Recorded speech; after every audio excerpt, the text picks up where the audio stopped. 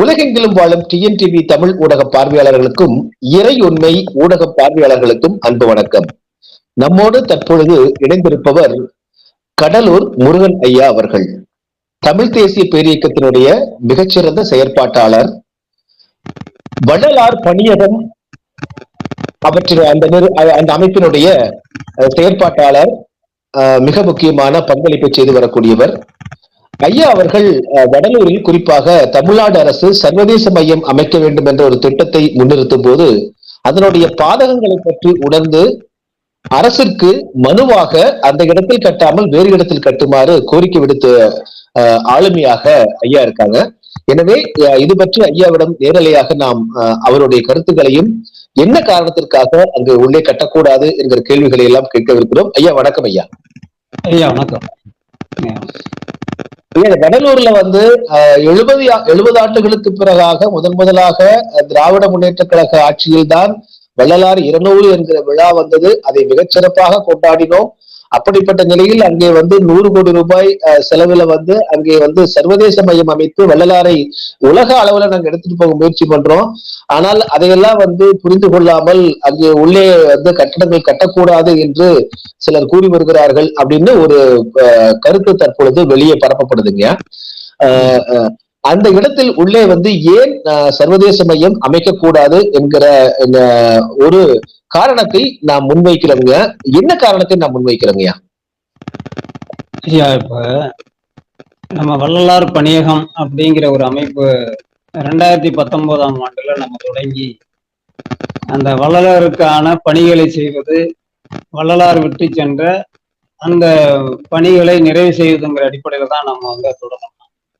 அது தொடங்கின காலத்திலேயே பாத்தீங்கன்னா நம்ம அந்த தைப்பூச நன்னாளில் முன்னாடியோ பின்னாடியோ, ஒரு வாரத்துக்கு முன்னாடி பின்னாடி, இப்படியான ஒரு வள்ளலார் பெருவிழா என்று நாங்கள் தமிழ்நாடு முழுவதும் எல்லா இடங்கள்லயும் அதை நடத்திட்டு வரோம்.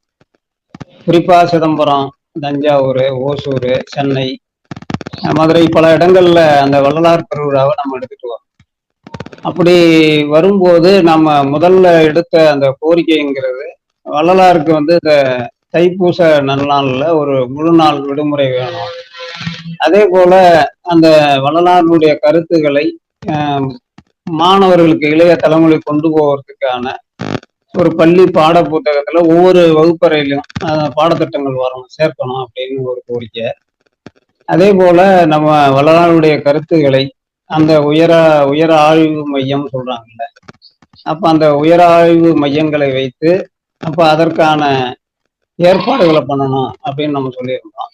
அதே போல அந்த அதாவது உலகத்தில் இருக்கக்கூடிய உயர்ந்த ஒரு சிறந்த பல்கலைக்கழகங்கள்ல வள்ளலாருடைய அந்த வானியல் சார்ந்த அந்த கொள்கைகளை ஒரு ஆய்வு செய்வதற்கான ஒரு ஆய்வு இருக்கை அமைக்கணும்னு கேட்டிருந்தோம். இப்படி பலவிதமான நிறைய கோரிக்கைகள் இருக்கு. இந்த கோரிக்கைகளை உள்ளடக்கி தான் நம்ம அதை கேட்டுக்கிட்டு இருக்கோம். இது பரவலா அரசாங்கத்துக்கும் மற்ற சன்மார்க்க அன்பர்களுக்கும் அந்த கருத்துக்கள் போய் சேர்ந்தது. அதன் அடிப்படையில தான் இந்த அரசாங்கம் என்ன பண்றாங்கன்னா, முந்தி அடிச்சுக்கிட்டு நாங்க வள்ளலாருடைய பெருவிழாவை நாங்களும் நடத்துறோம் அப்படின்னு சொல்லி இப்ப அவங்க எல்லாம் இப்ப கிட்டத்தட்ட ஒரு 52 வாரங்கள் அந்த வள்ளலாருடைய 200வது பிறந்த நாள் விழா கொண்டாடிக்கிட்டாங்க. மகிழ்ச்சி. அதே நேரத்துல அவங்க என்ன பண்ணாங்கன்னா, இப்ப அந்த வடலூர் பெருவெளியில நாங்க சர்வதேச மையம் அமைக்க போறோம், அதற்காக ஒரு 100 கோடி ரூபாய் ஒதுக்கியிருக்கிறோம்னு அறிவிப்பு கொடுத்தாங்க. அதையும் நாங்க பாராட்டுறோம். ஆனா அதே நேரத்துல அந்த பெருவெளியில, அதாவது வடலூர் அந்த சத்திய ஞான சபை இருக்கிற இடத்துல அது கிட்டத்தட்ட ஒரு 80 காணி நிலம். அதுல இப்ப இருக்கிற சபை பக்கத்துல இருக்கிற இந்த கொஞ்சம் இடங்கள் ஆக்கிரமிப்புக்கு உள்ளாயிருக்கு. அது போக ஒரு 70 ஏக்கர் நிலம் பெருவெளியாக திறந்த வெளியாக இருக்கிறது. அந்த திறந்த வெளியில தான் இவங்க என்ன பண்றாங்கன்னா, இந்த 100 கோடி ரூபாய் ஒதுக்கி அதுல சர்வதேச மையம் அமைக்க போறோம்னு சொல்றாங்க. அப்படி அமைக்கிறதுங்கிறது மிகப்பெரிய ஒரு சிக்கலை உண்டாக்குங்கிறத நம்ம ஏற்கனவே சொல்லியிருந்தோம். அது இன்னைக்கு சன்மார்க்க அன்பர்கள் எல்லாருமே அதை இன்னைக்கு சொல்லிட்டு இருக்காங்க, அறிக்கைகளாக தான் வெளியிடுறாங்க, காணொலியாகவும் வெளியிட்டு இருக்காங்க. அவரு வள்ளலார் ஐயா சொன்னதே அதுதான். அவர் என்ன சொல்றாருன்னா, அந்த பெருவெளியாக இருக்கட்டும், அது எதிர்காலத்துல எள்ளு போட்டால் எள்ளு இறங்காது. அதாவது ஒரு சின்ன கடுகை விட சின்ன எள்ளு அந்த எல்லை போட்டோம்னா கீழே இறங்காது. அந்த அளவுக்கான ஒரு கூட்டம் என்பது வரும்னு அவர் அப்பவே சொல்லியிருக்காரு. அதே போல அந்த பகுதியில வந்து எந்த விதமான அந்த இடத்துல சிறு இது கூட சேதாரம் இருக்கக்கூடாதுன்னு சொன்னார். அவரு அந்த காலத்திலேயே அவர் இருக்கிற காலத்திலேயே ஒரு குளம் வெட்டியிருக்கிறார். அந்த குளத்தையே வெட்டக்கூடாது, அதை தூத்துருங்க, அந்த குளத்தை வந்து தூத்துருங்கன்னு சொன்னார். ஏன்னா அவருக்கு தெரியும், அவர் வந்து இந்த இடத்துல வந்து எதிர்காலத்துல வந்து லட்சக்கணக்கான மக்கள் இங்க கூடுவாங்கங்கிறது அவர் ஐயாவுக்கே தெரியும். தெரிஞ்சுதான் இவரு வந்து அந்த பெரிய வெளியா வச்சுட்டு போனார். ஆனா இவங்க என்ன பண்றாங்கன்னா, இப்ப அந்த இடத்த சிதைக்கணுங்கிற நோக்கம் அவங்களுக்கு இருக்குன்னு நினைக்கிறேன். ஏன்னா இந்த அவரு ஐயா சொன்ன கருத்துக்கள் அவங்களுக்கு தெரியாமலாம் இல்லை. ஏன்னா இப்ப அந்த சன்மார்க்க அன்பர்களோடு கருத்து கேட்டுதான் நாங்க அந்த சர்வதேச மையத்தை அமைக்கிறோம்னு அரசாங்கம் சொல்றாங்க. அது எந்த சன்மார்க்கர்கள்ட்ட கேட்டாங்க என்னன்னு எனக்கு தெரியல. உண்மையான சன்மார்க்க அன்பர்கள்லாம் அந்த பகுதியில உயிரோட்டமா இயங்கிட்டு இருக்கிறாங்க. அவங்களெல்லாம் நாங்க போய் பார்த்தோம், கேட்டோம். ஆனா அவங்க என்ன சொல்றாங்கன்னா, ஐயா சொன்ன மாதிரி இது பெருவெளியா தான் இருக்கணும், இதுக்குள்ள எந்த விதமான கட்டுமான பணிகளும் வரக்கூடாதுன்னு சொல்றாங்க. இன்னும் குறிப்பா சொல்லணும்னா அதுல இருக்கிற அந்த மரங்களை கூட நட வேண்டாம், அது கூட ஒரு தடையா இருக்கும் அப்படிங்கிற மாதிரிதான் சில பேர் சொல்றாங்க. அது பெருவெளியா திறந்த வெளியா இருக்கட்டும் அப்படின்னு தான் எல்லாமே கருத்து சொல்றாங்க. அப்படி இருக்கையில ஏன் இவங்க வந்து இதை முண்டியடிச்சு செய்யறாங்கன்னு எனக்கு ஒன்றும் புரியல. இதை நாங்க வந்து எதிர்க்கணும், இதை நம்ம அரசாங்கத்துக்கு புரிய வைக்கணும் நோக்கில தான் நம்ம என்ன பண்ணோம்னா, கடந்த மாதம் கடலூர்ல வந்து இந்து அறநிலையத்தினுடைய இணை ஆணையர் பரணிதரனை பார்த்து நாங்க ஒரு மனு கொடுக்க போனோம்.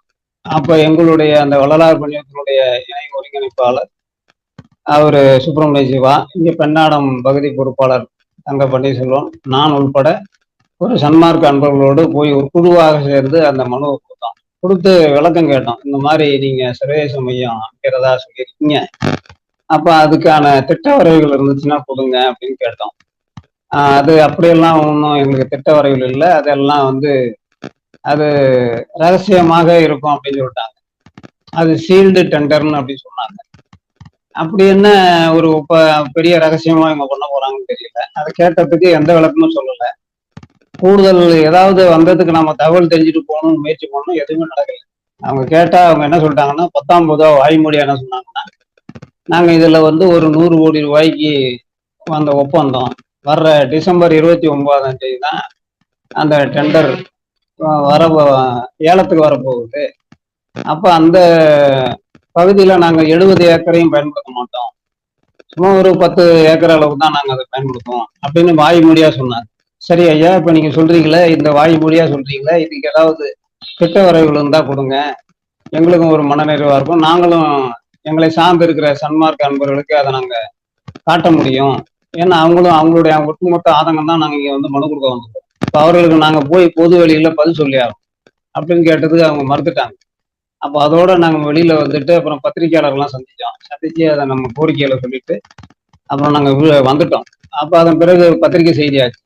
அப்போ தினமணி, தினமலர், மற்ற பத்திரிகைகள்லாம் செய்தியாச்சு. அதே மாதிரி தொலைக்காட்சி, ஏதோ ஒரு தொலைக்காட்சியில செய்தி வந்தது. இப்ப இந்த செய்திகள் பரவலாகத்தான் தமிழ்நாட்டு முழுக்க இப்படி ஒரு சர்வதேச மையம் என்பது உள்ள வரப்போகுது, அந்த இடத்தை பயன்படுத்த போறாங்கிற விஷயமே உண்மையான சன்மார்க்க அன்பர்களுக்கு தெரிய வந்து, அதன் பிறகுதான் அப்புறம் என்ன பண்ணாங்கன்னா, இது ஒரு பரபரப்பாகி இது எதிர்கட்சி தலைவர் எடப்பாடி பழனிசாமி அவர்களும் இதை ஒரு கண்டனம் தெரிவிச்சிருக்காரு. அவரு என்ன சொன்னாருன்னா, இப்ப நீங்க இந்த இடத்த வந்து நீங்க வெளியில அமைச்சிக்கிங்க, சர்வதேச மையம் அமைக்க வேணாம்னு நான் சொல்லல, அதை வெளியில. அதே மாதிரி நாம் தமிழர் கட்சியினுடைய தலைமை ஒருங்கிணைப்பாளர் சீமானு அறிக்கை விட்டுருந்தாருங்க. அதே மாதிரி ஆமாங்க. அதான் இப்ப இந்த எடப்பாடி அறிவிப்பு வந்த உடனே அடுத்த மறுநாளே நாம் தமிழர் ஒருங்கிணைப்பாளர் சீமான் அவர்களும் அந்த அறிக்கை, அவங்க விரிவான அறிக்கை கொடுத்திருந்தாங்க. அது ஒரு 3 பக்க அறிக்கை, அது நல்ல தெளிவா குறிப்பிட்டிருந்தாங்க. அவங்க இந்த இடம் பாதுகாக்கப்பட வேண்டிய இடம், அதற்காக நாங்கள் எந்த நிலைக்கும் போவோம்னு கூட அவர் சொல்லியிருந்தார்.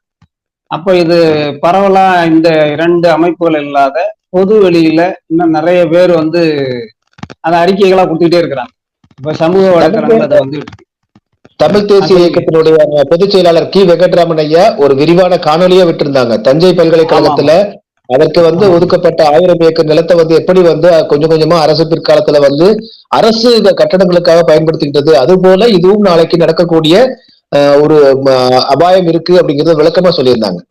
ஆமாங்க ஐயா. அதுல ஒரு காணொளி வந்து இப்ப அதாவது நான் ஒரு காணொளி போட்டிருந்தேன். அந்த காணொளியும் நம்ம விவரங்களை சொல்லியிருந்தோம்.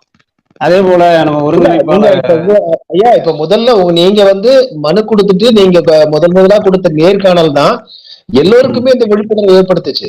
இப்ப நாங்கெல்லாம் ஆமாங்க ஐயா. வர்றோம் போறோம்னா கூட சபைக்கு வர்றோம், தர்மசாலைக்கு ம். வந்து உணவு உண்டுட்டு அருட்பெருஞ்சோதி தரிசனத்தை பார்த்துட்டு வர்றோமே தவிர அங்க உள்ள இப்படிப்பட்ட ஒரு உள்ளுக்குள்ள வேலை நடக்கிறது எங்களுக்கு வெளியில யாருக்குமே தெரியல. இது முதலா நீங்க தான் வந்து விவரமா ம். எடுத்து சொன்னீங்க அது. ஆமாங்க ஐயா. அது அந்த காணொளி போட்டோம்னா அது கிட்டத்தட்ட ஒரு 14, 15,000 பேர் பார்த்திருந்தாங்க. அது அது அது ஒரு வகையில விழிப்புணர்வு உண்டாக்குச்சு. இது வந்து நம்ம ஒரு தமிழ் தேசிய பேரவையினுடைய பொதுச் செயலாளர் ஐயா வெங்கட்ராமன் அவர்கள் அத காணொளி வழியாக ஒரு அறிவிப்பு வெளியிட்டு இருந்தாங்க. அது நல்ல செய்திகள் உள்ள இப்ப நம்ம அது கனமான செய்திகள். அதாவது அந்த பெருவெளியை பயன்படுத்தினா எதிர்காலத்துல என்னவா மாறும் அப்படிங்கிறத அந்த உதாரணம் சொல்லியிருந்தாங்க.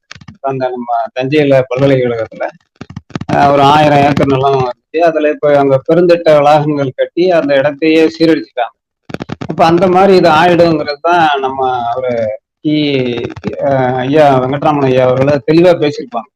இப்ப இந்த 70 ஏக்கர்லாம் அவங்களுக்கு சாதாரண விஷயம். ஏன்னா இப்ப உள்ள வந்துட்டாங்கன்னா நாளைக்கு அதுல நிறைய கட்டடங்கள் வந்துச்சுன்னா அது வந்து பொழுதுபோக்கு சாதனங்களை அமைக்கிறதுக்கான இடமா மாறிடும்.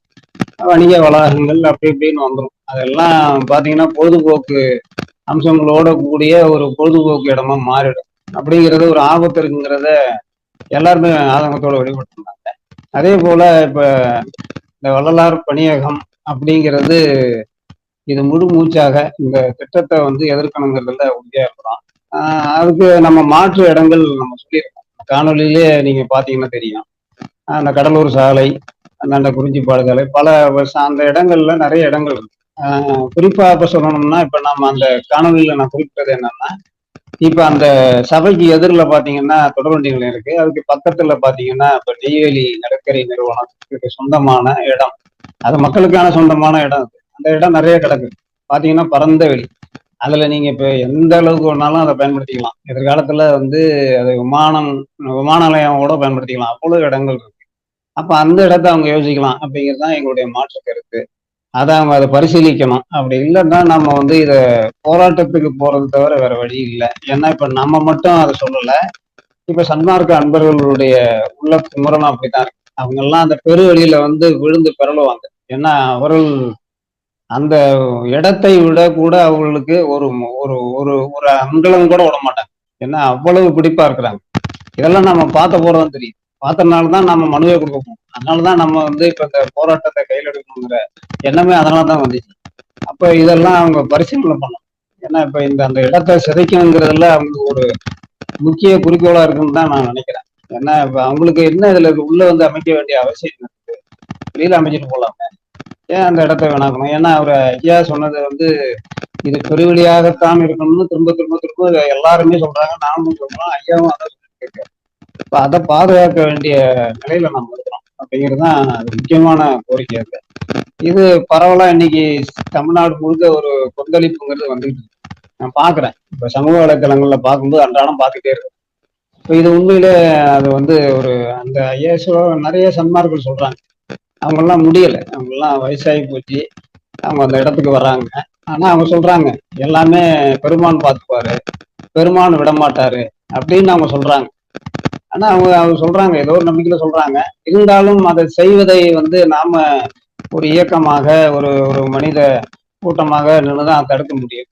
அப்படிங்கிறத அது அவங்களுக்கு புரியாம சொல்றாங்க. பெருமான் பார்த்துப்பாரு, பெருமான் தடுப்பாரு. அது நம்ம ஏன் அப்படி நினைக்க கூடாது? நம்ம மனித உருவில நம்ம இருக்கிற இயக்க வடிவில் அதை தடுக்கலாம்னு அவங்க நினைக்கலாம். அந்த அடிப்படையில தான் அவங்க சொல்றாங்க. அதற்கு அவர்கள் ஒரு துணையாக வருவார்கள்னு என்ன நாங்க நம்புறோம். ஏன்னா அவங்க அது இப்போ இருக்காங்க. ராமலிங்க வள்ளல் பெருமானார் அவர்கள் மக்களுக்காக, மனித கூட்டத்திற்காக, மனித குலத்திற்காக தான் அந்த இடத்தையே எல்லாரிடமும் வந்து கொடை பெற்று அப்படி அமைச்சிருக்காங்க. அந்த இடத்தை ஆமாங்க. பாதுகாக்க வேண்டியது ஒவ்வொரு மனிதனுடைய கடமை. இதுல பெருமானாரே பாத்துக்குவாரு அப்படிங்கிறது வந்து பாத்தீங்கன்னா அது தள்ளி போடுறது அல்லது ஒரு இயலாமை ஏதோ ஒரு அச்சத்தை தான் காமிக்கிறது நினைக்கிறது. அது அவங்களுடைய சூழலா இருக்கலாம். நம்ம அவங்களை குறை சொல்லல. ஆனால் அதே வேளையில் நம்ம களமிறங்கி செயல்பட்டு அந்த இடத்தை நம்ம பாதுகாக்க. ஒரு அப்பா வந்து நமக்கு வந்து ஒரு இடத்தை சொத்தை கொடுத்திருக்காங்கன்னா அதை பாதுகாக்காம அப்பாவே பாத்துக்குவாருன்னு சொல்றது வந்து சரியான முறை அல்லங்க. அது வந்து இப்ப நம்ம பெரியவர்களும் மாந்தவர்களும் சார்ந்தவர்களும் சிந்தித்து இதற்கு குரல் கொடுக்கணும் அப்படிங்கறத ஒரு தங்களுடைய சார்பாகவும் நம்ம ஒரு வேண்டுகோளா வச்சுக்கிறோங்க. இப்ப என்னன்னா நம்ம ஐயா நீங்க சொல்லும் போதுதான் ஒன்று நினைவுக்கு வருதுங்க. தைப்பூசத்தினுடைய வழிபாட்டை பற்றி வள்ளல் பெருமானார் வந்து சத்தியஞான சபையில் செய்யும் போது எப்படி செய்யணும், ஏன் செய்யணும்னு ஒரு விளக்கம் கொடுக்குறாங்க. அதுக்கு சத்தியஞான சபை தெற்கு நோக்கி இருக்கிறது. அதுல நடுவுல வந்து நீங்க வந்து ஒளி அந்த அருட்பெருஞ்சோதி ஆண்டவருடைய ஒளிக்காத ஒளி என்கிற இறைவனுக்காகத்தான் அந்த மண்டபமே கட்டியிருக்காங்க. அப்போ நீங்க வடக்கு நோக்கி நின்று நாம் வழிபடும் பொழுது தைப்பூசத்தன்று சூரியனும் சந்திரனும் நேர்கோட்டில் இருக்கும். அப்போ நீங்க சத்திய ஞான சபையை நோக்கி நீங்க வழிபடும் பொழுது வலது கண்ணுக்கு நேர் மேலே சூரியனும் இடது கண்ணுக்கு நேர் மேலே சந்திரனும் குருவமத்தியுடைய நேர்கோட்டுல வந்து இந்த அருட்பெருஞ்சோதி ஆண்டவருடைய சத்தியஞான சபை இருக்கும். இதுக்காகத்தான் தைப்பூச வழிபாடை நான் வந்து முன்னிறுத்துறேன்னு சொல்றாங்க. அப்படின்னு என்ன அர்த்தம்னா சூரிய சந்திரன் அக்னி ஆகிய மூன்றை குறிக்கக்கூடிய அந்த இடமாகவும் சுத்தி உள்ள இடங்கள் எல்லாம் பெருவெளியாக இந்த கேலக்சி அண்டம் சொல்றோம் இல்லைங்களா, இந்த ஒட்டுமொத்தமான அண்டமும் சூரிய சந்திர நட்சத்திர கூட்டங்கள் இருக்கக்கூடிய அந்த வான் மண்டலத்தை தான் அங்க வந்து அவங்க ஐயா வந்து அந்த இடத்துல நிலத்துல வந்து மக்களுக்கு கொடுத்துட்டு போயிருக்காங்க. அப்ப அந்த இடத்துல போயிட்டு நீங்க சுத்தி வந்து இந்த பெருவெளியில கட்டடங்களை கட்டுறதுன்னா ஏன் ஐயாவை கட்ட தெரியாதா? ஐயாவுக்கு அன்னைக்கு வந்து இத்தனை 63 காணி நிலங்களை வந்து கொடையாக கொடுத்தவங்க, அந்த கட்டடங்களை கட்டக்கூடியவங்க. வள்ளல் பெருமானா தான் தங்குறதுக்கு அந்த ஒரு இடத்த கூட கட்டலையே. அங்க நினைச்சிருந்தாருன்னா சத்தியஞான சபையில தான் தங்குவதற்குன்னு ஒரு தனியா ஒரு சொகுசான வீட்டை கூட கட்டிருக்கலாம் இல்லைங்களா? ஆனா அதெல்லாம் ஏன் செய்யாம விட்டாங்க அப்படிங்கும் போதுதான் அப்போ நீங்க இது முன்னெடுத்திருக்கிறது வந்து இது ஒரு சாதாரண நிகழ்வா நான் பார்க்கலையா. என தொடர்ந்து 32 ஆண்டுகளுக்கு மேலாக இந்த இறையியல் மெய்யியல் தமிழியல் ஆய்வுகளில் ஈடுபட்டு வர்றதுனால நம்ம பார்க்கும் பொழுது மிக முக்கியமான தகவலை வள்ளல் பெருமானாரே உங்களுக்கு ஒரு உந்துதலை கொடுத்துதான் இந்த உலகத்திற்கு சொல்லியிருக்காருன்னு நான் கருதுறேங்க. நான் எப்ப இதுக்காக ஒப்பந்த போலி வெளியிடுறாங்கயா இல்ல வெளியிட்டுட்டாங்க? வர டிசம்பர், அதாவது நாளை மறுநாள் நினைக்கிறேன், டிசம்பர் 29 ஒப்பந்தம் அந்த ஏலத்துக்கு வருது. அது அதுக்கான அந்த வெளியீடுகள்லாம் அரசாங்கம் வெளியிட்டு இருக்கிறாங்க. அதை நம்ம வந்து அந்த அலுவலரை சந்திக்கும் போது கூட அந்த இதுல ஒரு நகல் வச்சு கொடுத்தோம். ஏன்னா வெளியிட்டதே அரசாங்கம் தான் வெளியிட்டது.